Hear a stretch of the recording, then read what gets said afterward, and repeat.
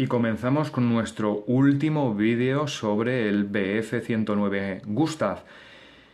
Bueno, la verdad es que era inevitable hablar de un personaje relacionado con este avión que desde mi punto de vista es fundamental en la historia de la aviación. Y si es fundamental en la historia de la aviación, es primordial, esencial en la historia de la aviación rumana y en la historia de la aviación española. Quedaros conmigo si queréis conocer a Constantin Cantacuzino, piloto que vais a ver aquí. Y bueno, creo que uno de los aspectos más curiosos de la mente humana es cómo un objeto, un olor, escuchar un nombre o cualquier otra cosa te conduce a recuerdos que han sido arrinconados por la memoria y que parecía que nunca iban a volver de la prisión eterna del olvido. La verdad es que grabar, como siempre, de forma apresurada, un unboxing del Bf-109 de Mr. en este caso, fue para mí uno de esos momentos. El nombre de Cantacuzino, en una de las decoraciones disponibles del kit, extrajo de mi mente al gran historiador y apasionado de la aviación, al primero al que oí referir la palabra aerotrastornado, al mismísimo Julián Oller, el mayor admirador del piloto rumano del que vamos a hablar a continuación, por lo menos de España. Bueno, conocí a Julián Oller sería ya por el año 2005-2006, cuando la Fundación Aérea de la Comunidad Valenciana, en la que él era una pieza clave, empezaba a configurar la construcción de una réplica del Blériot 11, este avión que estáis viendo aquí, ya terminado. Se pusieron en contacto con mi asociación, la Asociación Modelista de Torrent, para la posibilidad de construir un gran modelo. Creo recordar que era a escala 1:10, aunque la verdad es que ya no lo recuerdo muy bien, para promocionar el proyecto. Julián nos contagió de su entusiasmo y fue así como nos metimos en un proyecto que era un berenjenal y que pues prácticamente nos quedamos mis hermanos y yo. Un avión a una escala enorme y totalmente a scratch. Suponía muchos desafíos, como por ejemplo el hacer que la estructura fuese sólida, porque estamos hablando de pequeñas piececitas de plástico que a modo de marcos iban sosteniendo el avión. Fue un proyecto desde luego memorable. Julián no tuvo reparos en facilitarme una copia de unos planos originales cuando le mostré los problemas que teníamos para hacernos con fotografías e ilustraciones de algunos detalles. Y allá que me fui yo a su misma casa, donde él y su mujer me acogieron con una buena conversación, como no podía ser de otra manera, de aviación. En ella, el humilde historiador, pues se sorprendió al oír que, pese a mi edad, conocía al piloto rumano, al piloto del que estamos hablando aquí, Constantin Cantacuzino, del que él era un enorme admirador, y más cuando le dije que lo conocía porque lo había visto en Ayer y Hoy de la Aviación, un documental de Radio Televisión Española de los años 80, y que yo veía con 4, 5 o 6 años de edad. Entonces él empezó a buscar en sus papeles y me entregó un escrito sobre Cantacuzino, escrito a modo de artículo, con la información que empezaba ya a conseguir de este aviador, del que más tarde escribiría incluso un libro. El libro es Bazú, un príncipe legendario, que junto a otros títulos como Historia del Aeropuerto de Valencia, o como Dornier Val, o como Salvador Hedilla, una vida apasionada, o el primer vuelo español, y también su último libro, Pedro Vives Vic, consagraron su nombre como uno de los más esforzados difusores de la cultura aeronáutica de este país. Hoy en día cuesta mucho encontrar sus libros. que me he propuesto conseguir poco a poco. Así que los que me conocéis y me queréis, si alguna vez topáis con uno de ellos, cogedlo, guardadlo, regaládmelo, que lo voy a agradecer eternamente. Bueno, va por ti, maestro.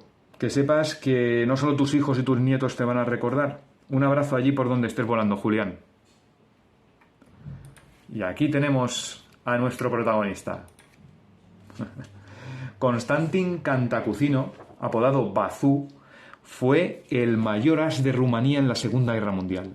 Piloto consagrado, hábil acróbata, dejó una huella imborrable en aquellos que lo vieron desplegar su arte en el difícil manejo de un avión, o aquellos quienes volaron a su lado.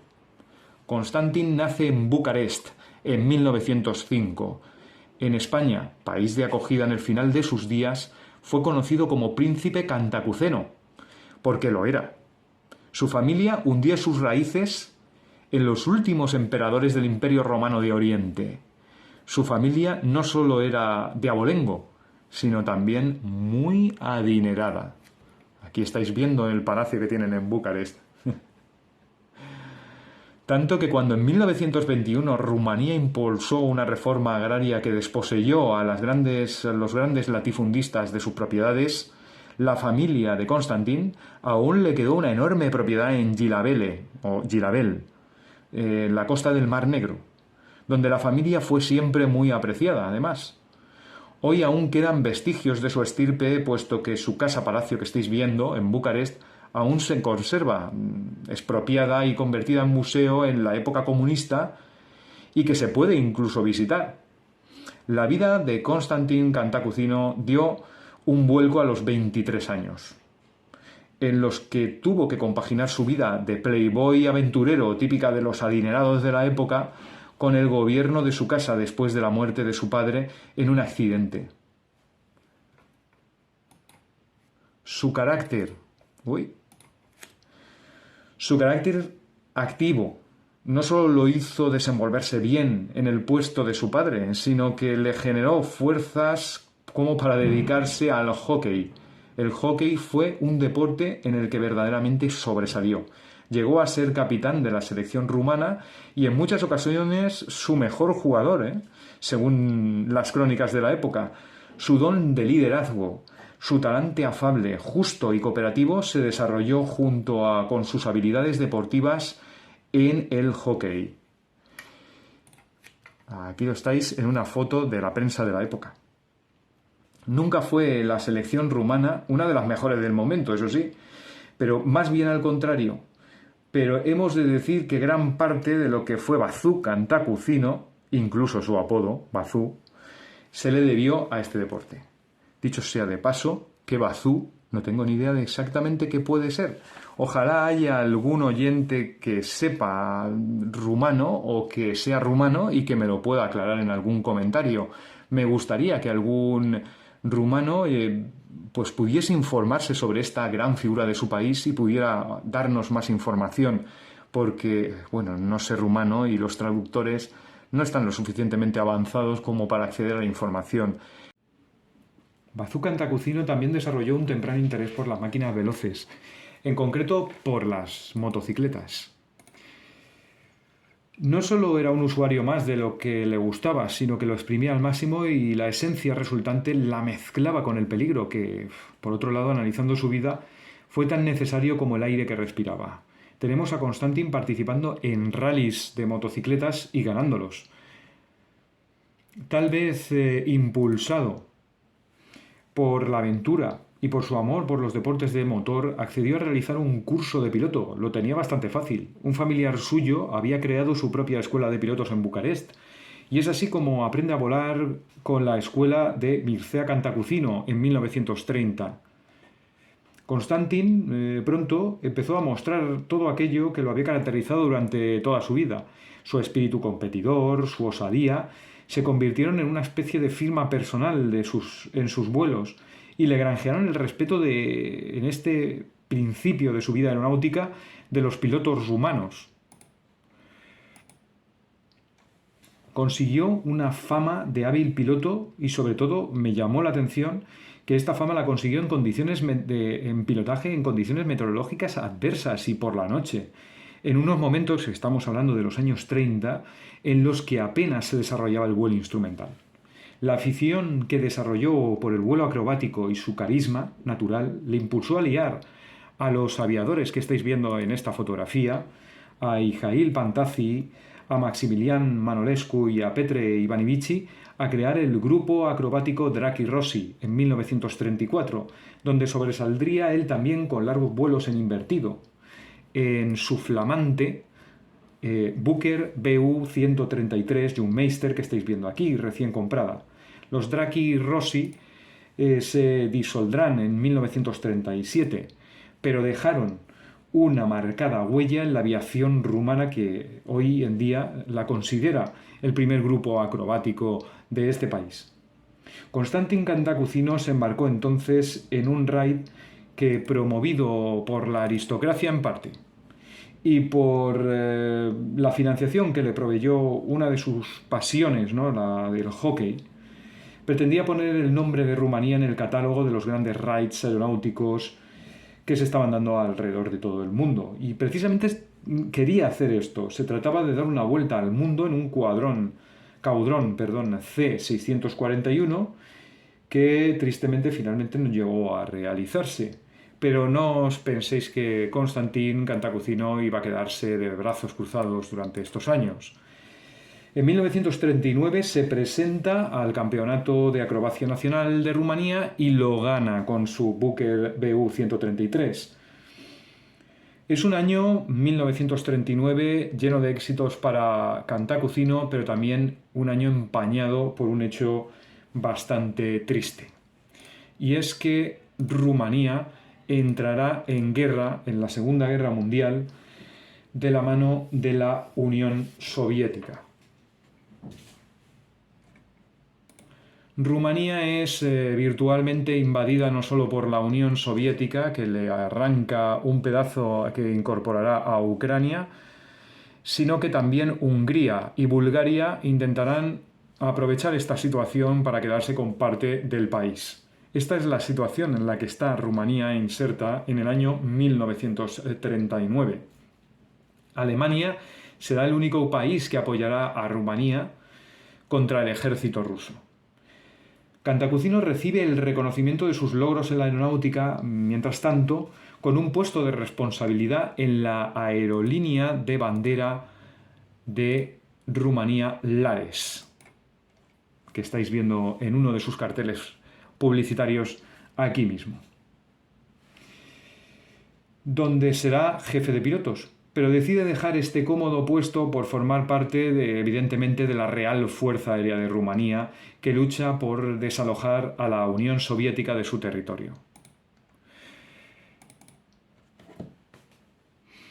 Y bueno, de esta manera tenemos a Bazú ya militarizado en 1941, pero aún con unas maneras en su pilotaje muy características y que le habían hecho famoso en su época civil. Tenemos a un caballeroso aviador noble que destacaba por sus habilidades en la acrobacia aérea a la hora de pilotar y de derribar cazas enemigos. De esta forma, pues se anotará 4 derribos y 2 probables en su escuadrón de entonces, el Escuadrón 53, equipado con este aparato, el Hurricane Mark I, que es este mismo avión el que llegó a pilotar. Es desmovilizado en 1941 porque se ha recuperado Besarabia y volverá a su puesto en la aerolínea como jefe de pilotos de Lares, la aerolínea de Rumanía de aquellos momentos. Pero la guerra vuelve a llamar a las puertas de Rumanía y de nuevo Cantacuzino no renuncia al que considera que es su deber, volviendo a las Reales Fuerzas Aéreas en 1943. Este es el caso de su su viejo enemigo, la Unión Soviética, volverá a enfrentarse con Bazú, pero este ahora se encuadrará en el Escuadrón 58, equipado con el Bf-109G alemán y perteneciente al 7º grupo de cazas, que es aquí exactamente donde se encuadrará. Aquí llegará incluso a ascender a comandante, evidenciando, pues, por otro lado, otras de las características clásicas de este hombre, ¿no? Su don de gente y también sus dotes de mando. Será en este segundo servicio donde podemos encontrar anécdotas similares con tintes épicos que tanto caracterizan a la figura del as rumano. Y vamos a empezar a enumerarlos. Pues podríamos decir que a esto le podríamos llamar el episodio de 10 contra 1. El 29 de junio de 1943, un grupo de bombarderos Junkers Ju-88 rumanos, como el que estáis viendo aquí, eran escoltados por tan solo dos Bf-109 Gustav. Uno era el de Bazú. La formación se topa con una contrapartida soviética de 10 cazas Yakovlevs, como los que habéis visto en la foto anterior, 2 Lavoskin La-5 y 4 Spitfires. Rápidamente pican contra el grupo de aviones rumano y el punto de Cantacuzino es tocado y ha de abandonar el combate. Lejos de retirarse, hay que recordar que Bazú estaba solo contra los aviones soviéticos, contra esos 10 cazas soviéticos. Intentó en vano defender a los bombarderos, que tristemente fueron abatidos uno a uno. Aun en tal desventaja consiguió contener a sus oponentes y derribar 2 Spitfires en esta acción, que demostró, aparte, no solo un gran valor, sino un gran nivel de compañerismo y un coraje notable. Bueno, el siguiente episodio podríamos llamarle la escolta del avión de la Luftwaffe. Aquí lo tenemos. Se trata de un avión Focke-Wulf Uhu. De nuevo, esta misión requería de Cantacuzeno y otro Bf-109G, 2 en total, que le iba haciendo de punto.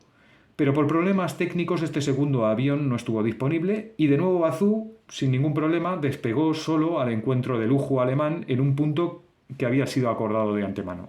Al llegar a este lugar vio al aparato alemán huyendo de 3 Yakovlevs y uno de ellos manejado por un as de más de 25 victorias, a tenor de que llevaba su morro bien pintado de rojo.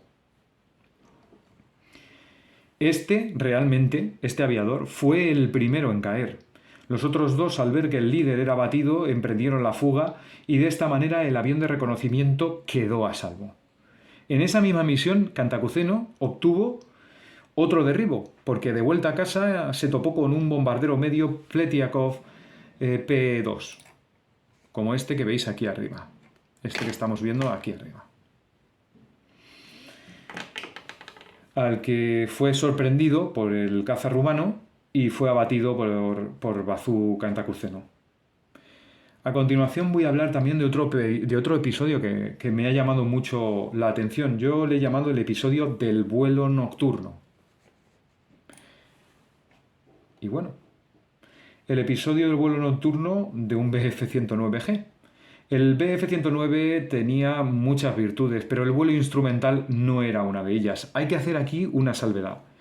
Y tengo que decir que había un Bf-109G que fue una versión equipada con un radar Naxos Z, con una que se puede distinguir porque tiene una pequeña cúpula cristalada detrás de la cabina del piloto, donde está parte de los componentes del radar. Y este hizo un papel importante en sus derribos contra los aviones de bombardeo de la RAF. Pero bueno, vámonos a este Bf-109G, que ya os adelanto no era ningún caza nocturno equipado con el Naxos Z. Bueno, el príncipe rumano había sobresalido en este tipo de vuelo, ya lo hemos dicho, antes de la guerra. Harto de la impunidad con la que los soviéticos volaban sobre su aeródromo, compartido con el personal de la Luftwaffe alemana, no se le ocurrió mejor cosa que emprender vuelos nocturnos con su montura habitual, un Bf-109G normal. Ello provocó enérgicas protestas por parte del mando alemán, que pensó en que Cantacuzino estaba loco directamente, pues podía fácilmente matarse o incluso sacrificar un necesario avión en estas tentativas de caza nocturna. Fue una decisión muy osada que tan solo paró en el momento en el que sus mandos rumanos se lo pidieron, mostrando también su independencia y su carácter. Eso sí, después de lograr que la aviación de la Unión Soviética dejase de visitar su aeródromo. Una de las acciones más sorprendentes y que le valió la Cruz de Hierro de primera clase a Bazú Cantacuzeno, otorgada por la misma Luftwaffe, fue la de agosto de 1943. Ese día, el séptimo grupo de caza, cuyo otro de sus monturas la estáis viendo aquí enfrente nuestra, otra de las monturas utilizadas por Konstantin Cantacuzino, ese mismo día de agosto de 1943, el séptimo grupo de caza de la Real Fuerza Rumana abatió 22 aviones y 5 también había que sumarles que fueron probables. En una acción que la aviación soviética emprendió, pues de nuevo os voy a poner aquí el rosario de aviones que estuvieron implicados en aquel conflicto. Aquí tenemos un Yakolev, tenemos un Lavoskin La-5, tenemos un Ilyushin Il-2 Isturmovik y un Pletiakov P-2, entre otros, ¿no? Este es un avión artillado y blindado, cazacarros de ataque al suelo, de apoyo a tropas. Este es un bombardero medio y aquí tenemos 2 cazas, que generalmente iban escoltando los 2 de abajo a los 2 que tenemos arriba. Bueno, ese día la aviación soviética emprendió un ataque con 40-50 aparatos Ilyushin Il-2 Sturmovik y Yakolevs de escolta. En esta acción, Konstantin, al ver la barbaridad de aviones 50 o 40, como hemos dicho, que no llegaron incluso a todos a contarse por la frenética actividad del combate, llegó a romper la compacta formación enemiga a base de meterse él solo en medio de esa formación y utilizar sus dotes de acrobacia aérea para deshacer la compacta formación rusa. Bazú en este enfrentamiento derribó a 2 Ilyushin y 2 Sturmovik. Los ataques sobre Rumanía no solo provenían de Oriente, sino también eran habituales los bombardeos de la USAC, de los Estados Unidos. En los primeros raids de los Estados Unidos contra las instalaciones petrolíferas, el príncipe rumano consiguió el derribo de un bombardero cuatrimotor P-24, como el que estáis viendo ahora mismo. Los ataques estadounidenses hicieron mucho daño a las muy necesarias refinerías de Ploesti, refinerías que mantenían el oxígeno al ejército alemán.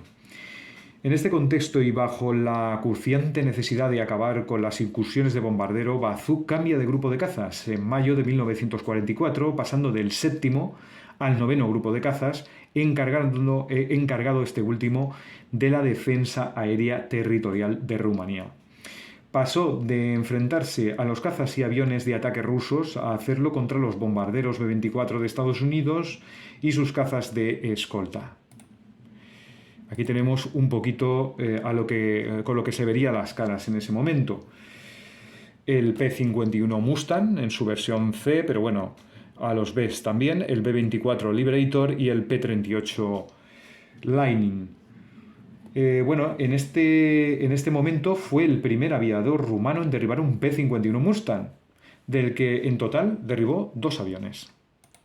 Aquí tenemos una serie de aviones P-51 Mustang que fueron importantes en la vida de Bazú.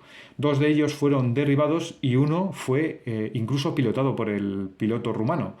El avión de arriba fue un aparato MiG, si no recuerdo mal, que fue capturado por la aviación rumana y puesto a los mandos de la pericia del piloto rumano Konstantin Cantacuzino.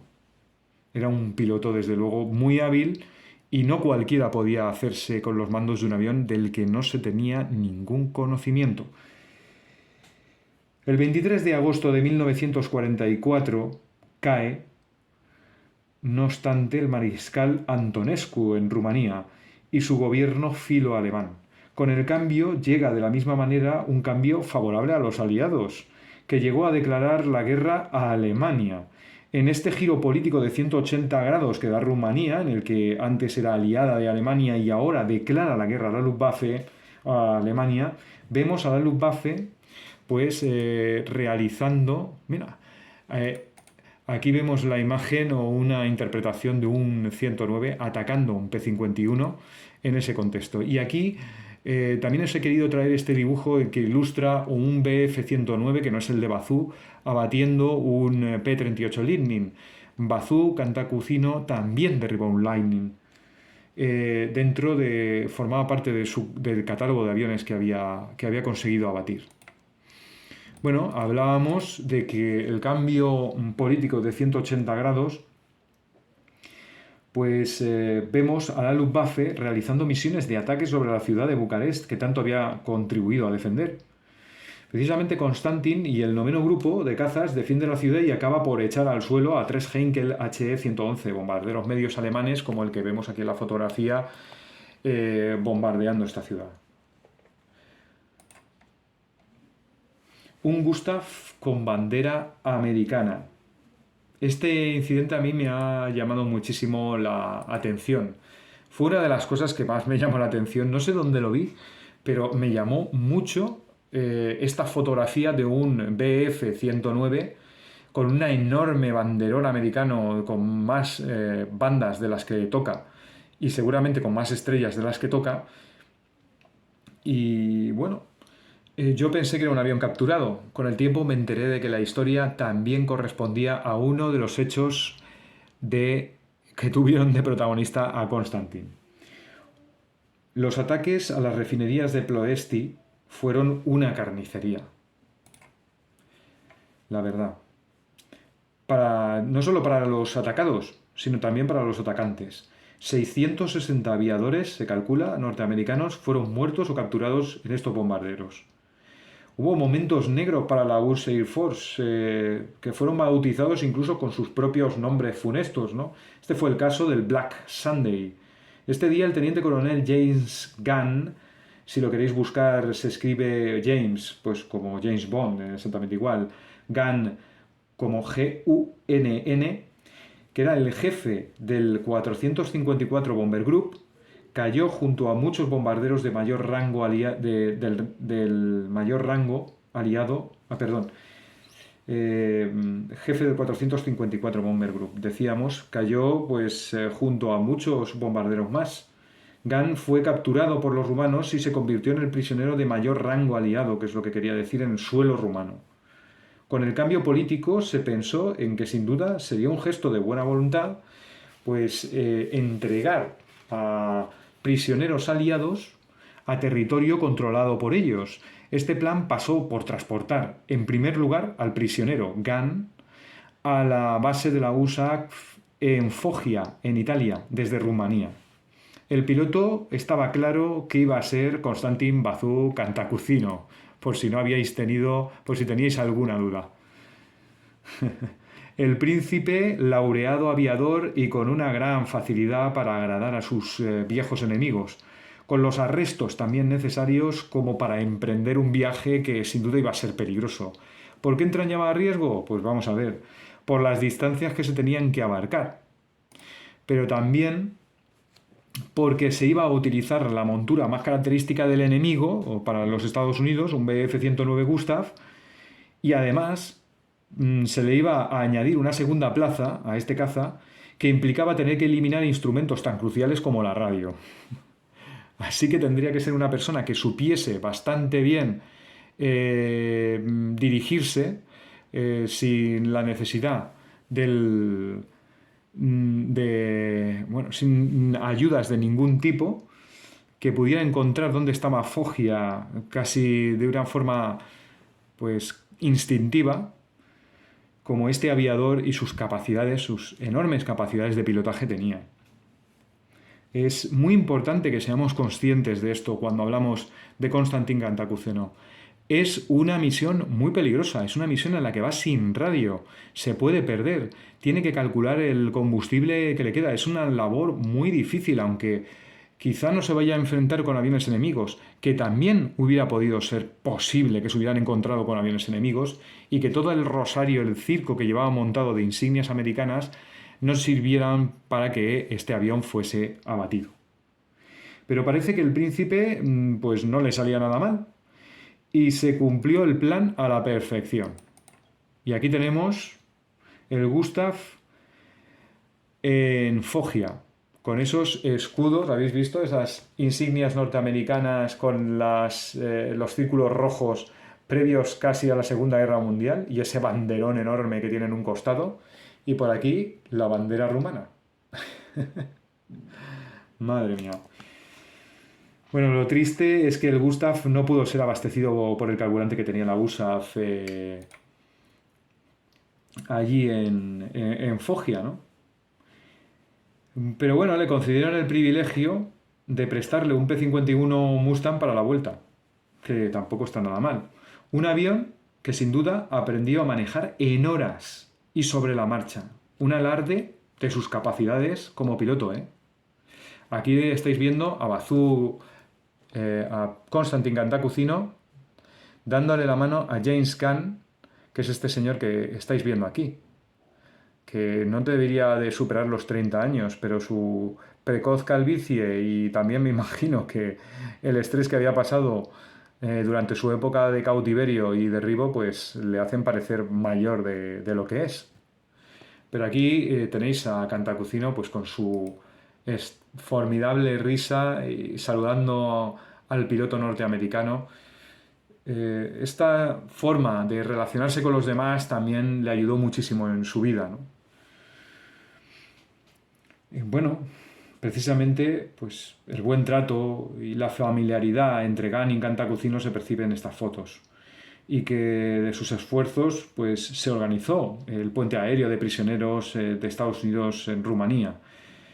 De Estados Unidos, de Italia, de las bases de Estados Unidos en Italia a Rumanía, mediante aviones B-17 que habían sido modificados para ello. Una historia que también pues, es interesante.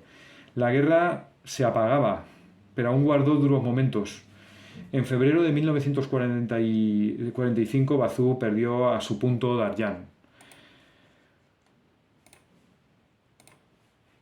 Aquí estáis viendo a Bazú brindando con James Gunn. También en una comida que le ofrecieron en la base de Foggia. Ahora eran aliados.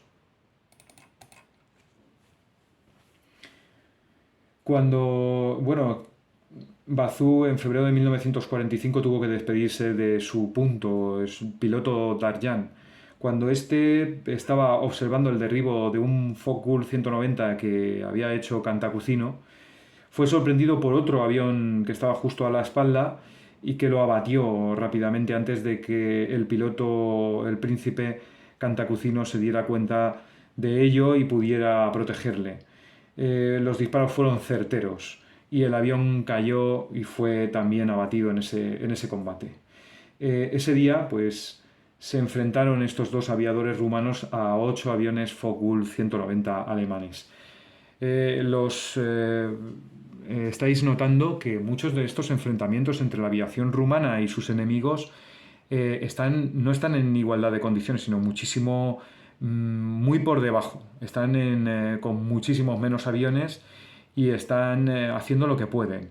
Y desde luego con una economía de material encomiable. Rumanía era lo que era y tenía dos enemigos, se vio inserta en un infierno rodeada de tres enormes enemigos, ¿no? Alemania, la Unión Soviética y los Estados Unidos. En mayo de 1945 por fin acababa la guerra en Europa y Konstantin regresa a su puesto de jefe de pilotos en la aerolínea Lares. Tenía ya 40 años recién cumplidos. Bueno, 42. No, 40 justos. Había participado entonces en 608 misiones. Y aquí estáis viendo nuestro pequeñín del Escuadrón 58, séptimo grupo de cazas, con el número 24 blanco, que es el que nos encontramos en la maqueta que nos ofrece Mr. Craft. Bueno, 608 misiones, señores, durante la Segunda Guerra Mundial, de las cuales 210 fueron combates aéreos, que le habían acreditado con 56 derribos seguros y 13 probables. Se convirtió Bazú en el primer as rumano y en el sexto a nivel mundial. El sexto. Pero todo este mérito, reconocido por las autoridades rumanas, pro eje y pro aliados, mediante múltiples condecoraciones y reconocimientos, no sirvieron de mucho cuando la URSS, que había ocupado Rumanía de facto, impulsa un nuevo golpe y favorece la subida al poder de un Estado filosoviético que puso final a la monarquía ya en Rumanía. Por supuesto, las propiedades de la nobleza y de la familia Cantacuzino incluida fueron expropiadas. Pero lo más duro fue la caza de brujas que se emprendió con muchos nobles y empresarios, que son sistemáticamente detenidos por un receloso nuevo régimen filosoviético. Konstantin, otra vez más, se libra de estas purgas debido a su buen talante. Aquí lo tenemos también charlando. Es que hay muchísimas fotos en las que lo vemos riéndose y da una sensación de ser una persona bastante cercana a la gente, ¿no? Bastante que tiene, pues eso, un buen talante y don de gentes, ¿no? Como con los que se gana la amistad personal de la ministra de Asuntos Exteriores de Rumanía, de la época, de la que se aprovechará un viaje oficial a Suiza de la ministra para no volver en 1947, porque Bazú consigue ser piloto personal de esta señora y bueno, cuando ve que las cosas se están poniendo muy mal en Rumanía, aunque a él no le están afectando directamente, aprovecha ese viaje a Suiza para directamente autoexiliarse. Tras ello, emprenderá un viaje a Italia, donde su mujer, en este momento, una actriz rumana de éxito, conocida luego en el mundo del cine, aquí lo estáis viendo, como Nadia Gray, una exiliada que también se empieza a consagrar en el cine italiano y después en el estadounidense, y como veis, Bazú no tiene mal gusto, desde luego, conseguirá acogerle en Italia y es aquí donde pues pasará su primer año de autoexilio. Pues tras su divorcio de esta mujer en 1948 tendrá que mudarse a Francia, donde su antiguo compañero de los tiempos de Lautrec Rossi, Manolescu, se gana la vida como piloto, aquí lo tenemos junto a sus dos compañeros, como un piloto de fortuna en Francia, ¿no? Pero tampoco parece encajar en Francia y al poco tiempo emigra de nuevo a España, donde parece ya en este caso compartir o estar más a gusto. Aquí, desde luego, encaja a la perfección. Vivirá aquí en España desde 1950. Aquí contaba con familiares y también con amigos empresarios exiliados del régimen filosoviético. Aquí encontró un país de buen comer y beber y con conocidas relaciones sociales. Estaba en su salsa, vamos.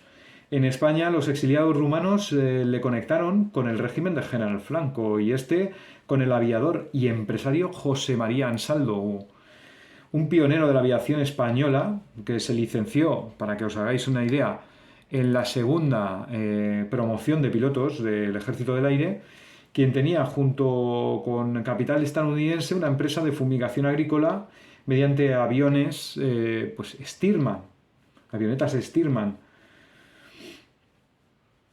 El príncipe Cantacuzino, el as de ases de la aviación rumana, el número 6 de la aviación mundial, el hombre que se consagró en el Hawker Hurricane, en el Bf-109G, en aviones tan potentes como el P-51 Mustang, no mostró desdén a subirse en un biplano Boeing Stearman para fumigar los olivares andaluces. Pronto, esa misma comunidad rumana en España, que le había puesto en contacto con Ansaldo, también le ayudó pues a a retomar sus exhibiciones de vuelo y de acrobacia. Y le ayudó a comprar una Booker BU-133 Jumpmeister, como en esta en la que está, aquí tenéis a Konstantin en el asiento del piloto, y que había sido dada de baja del Ejército del Aire y rematriculada como ECAEX, Eco Charlie Alpha Eco X-Ray.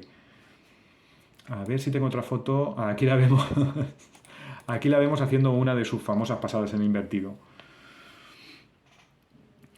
De esa forma mostró su maestría, que bien conocía las habilidades de este avión porque lo voló en el campeonato de acrobacia rumano del año 1939.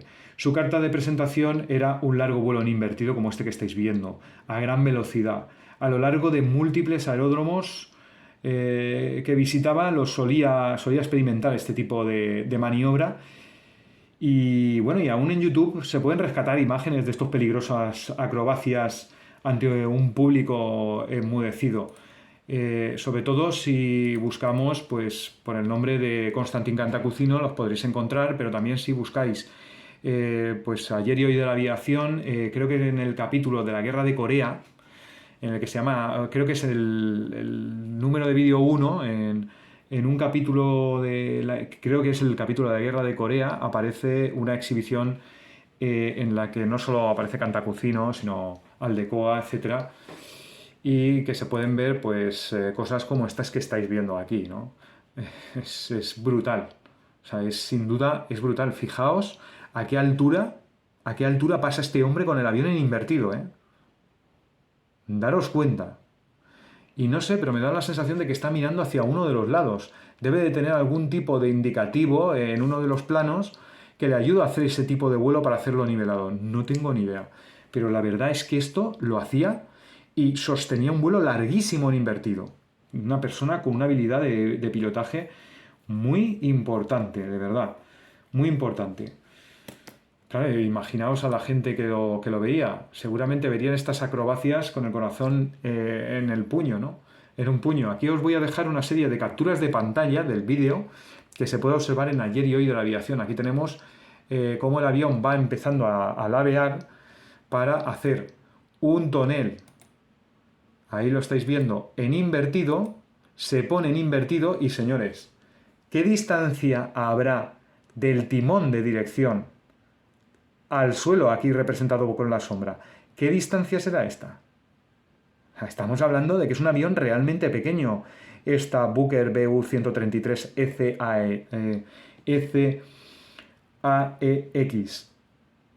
Aquí habrá pues un poquito más de la altura de un hombre. A esa altura se estaba jugando la vida este hombre. Es que es impresionante. Yo es que me quedo alucinado. Bueno, la gente no me extraña que estallase en ovaciones al ver salir al príncipe Cantacuzeno, como se le conoció aquí en España, del aparato tras la exhibición, con un saludo a medio camino entre el artista de teatro, el actor de teatro, y dotado de cierto desdén, ¿no? Como tenían los aristócratas, porque él era un aristócrata. Parecía que aquel riesgo para él era lo habitual, y en cierto modo yo creo que lo era. Su compañero, que estamos aquí viendo, y casi en cierto modo competidor, era Vicente Aldecoa, un piloto experimentado en la Escuadrilla Azul durante la Segunda Guerra Mundial. Aquí tenemos su fotografía, Vicente Aldecoa, condecorado, como veis, con la cruz alemana, la cruz de hierro alemana, por sus servicios con lo que estáis viendo aquí, la Escuadrilla Azul que luchó con los alemanes durante la Segunda Guerra Mundial, con este símbolo de escuadrón que fue el que hizo famoso el mayor as de la aviación española y del que hablaremos más adelante, y que luego se convirtió en el emblema del ala 11 de Manises, situada en Valencia, en mi ciudad. Precioso anagrama donde los haya. Blanco con los pájaros en color azul y el bordecito de color azul. Y bueno, la verdad es que, bueno, compartía con Bazú no solo el mismo tipo de avión, la Booker BU-133, sino haber luchado contra los soviéticos, también con el Messerschmitt 109, como hemos dicho. Vicente Aldecoa y él estaban muy unidos, ambos pilotos eran muy buenos amigos. Por eso gana mucho más valor que en 1954, cuando Aldecoa muere realizando una exhibición aérea, y aquí vemos los restos de su aparato. Él pertenecía al Ejército del Aire y aún su avión llevaba los colores del Ejército del Aire, mientras que el avión de Cantacuzino había pertenecido al Ejército del Aire, pero al haberlo comprado él, lo restauró y lo pintó con los colores clásicos que vemos en sus exhibiciones. Y esta gente pues viajaba juntos a otros países, incluso a Francia, y creo recordar que en el Reino Unido también estuvieron haciendo exhibiciones juntos, ¿no? La verdad es que digo que como vemos, pues la, la verdad es que es algo digno de admirar que tras la muerte de Aldecoa ese mismo día, ante los ojos de Constantin, este decidiese volar justo después de que su amigo muriese, rindiéndole un homenaje que muy pocos llegaron a entender. Uno de los anonadados de aquel día fue precisamente Julián Oller, que siendo poco más que un crío, jamás borró ese día de su memoria, inoculándole definitivamente el virus por la aviación que impulsó toda la vida de este autor y difusor de la historia aeronáutica de nuestro país. Constantin era un hombre de buen comer y de buen beber. Tal vez por eso en 1943 le fue diagnosticada una úlcera estomacal que, por su amplia resistencia al dolor, porque también era un hombre, pese a ser un príncipe, era una persona bastante austera, se le encontró en una fase bastante crítica, ¿no? Tanto lo fue que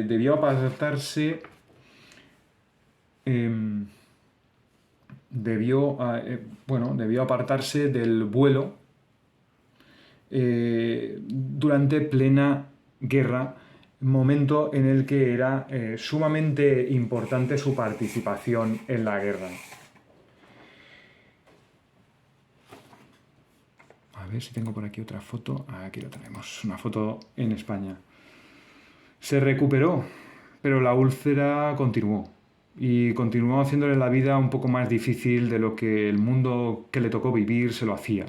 En España la situación se agravó. Tal vez eso de comer in situ, entre vuelo y vuelo de fumigación, no ayudó a una dieta que fuera conveniente.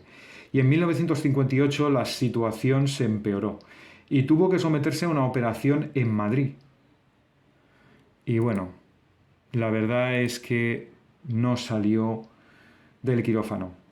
El as rumano y el ídolo de aquellos aficionados a la aeronáutica españoles vieron morir a este granito de la aviación y entrañable persona de forma temprana, en 1958.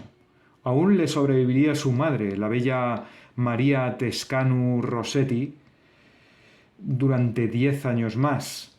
Está enterrado en el Cementerio Civil de Madrid porque los honores que se le rindieron fueron ortodoxos. Aquí tenéis su tumba. Rumanía consiguió desligarse de la imposición comunista hace mucho tiempo. Casi a la vez empezaron a recuperar la memoria de este gran piloto. En España dejó una imborrable huella en los apenas 8 años en los que esta fue su casa. Sus acrobacias aéreas, sus vuelos en invertido inspiraron a muchos. Su impronta en la aeronáutica de mi país no va a morir. Julián Oller se ocupó de ello y yo pues también modestamente intento hacerlo a mi manera. Un poco cutre, la verdad, pero intento hacerlo. La historia lo tendrá entre los aviadores más laureados de la Segunda Guerra Mundial, por siempre. Lo que quizá llega a borrarse con el paso del tiempo es que también se encuentra entre los ases más humanos y humildes del conflicto. Humanos incluso en sus debilidades por las mujeres y por los excesos, pero también por la amistad y el cariño que profesó a quienes le rodearon, fuera cual fuera su bandera y su convicción política. Bazú Cantacuceno, Constantin Bazú Cantacucino, príncipe Cantacuceno. Bueno, las fuentes, pues está claro, El mundo de la aviación, fascículos 4 y 5, para hablar de los Bf-109G, El foro de la Segunda Guerra Mundial, para hablar del Messerschmitt Bf-109, Bazú, príncipe rumano, de Julián Oller. Ha sido para mí un honor poder hablar de un piloto tan trascendental y sobre todo que veo que todavía sigue en la memoria de los que de verdad son aficionados a la aviación. Uno de esos ases que no llaman la atención por el número de derribos y por ser hábiles en la caza de los pilotos enemigos, sino hábiles en la destreza en el manejo de sus aviones. La acrobacia era el ingrediente que ponía en todos aquellos derribos. Es triste que el hombre tenga que valorar mejor a los pilotos simplemente por el número de derribos que estos cosechan. Ya hemos dicho que Bazú se encuentra entre los 6 primeros gracias a esto. Pero yo aseguro que si valorásemos el aspecto de la acrobacia aérea, Constantin Contacucino estaría entre los 3 primeros del mundo. Yo creo que es un orgullo para Rumanía y también para España que este aviador haya volado en los cielos de estos dos países. No entiendo cómo Rumanía todavía no ha repatriado los restos de Bazú. Creo que es algo que yo haría casi sin pensarlo. Pero bueno, yo soy un aficionado a la aviación y valoro estas cosas. Y espero que vosotros, si os gusta la aviación, podáis con este pequeño vídeo tener una idea de quién era Bazú. Y si os quedáis con dudas, podáis de otra manera pues también buscar asesoramiento en otros lugares y conseguir libros sobre él. No sé, seguiremos hablando de estos grandes aviadores, de estas grandes personas. Y mi homenaje a todos aquellos que lo vieron y que ya no están entre nosotros, como Julián Oller, que contaba esta anécdota en su artículo como que gracias a Constantin Bazú no se fue a casa con ese disgusto de ver morir a Aldecoa, sino con un sabor agridulce, agrio por la muerte de Aldecoa, pero dulce por todo lo que había, la belleza que había desplegado Constantin, diciéndole que la aviación era riesgo, pero también era arte. Muchas gracias por aguantar el peñazo. Un saludo y hasta el próximo vídeo.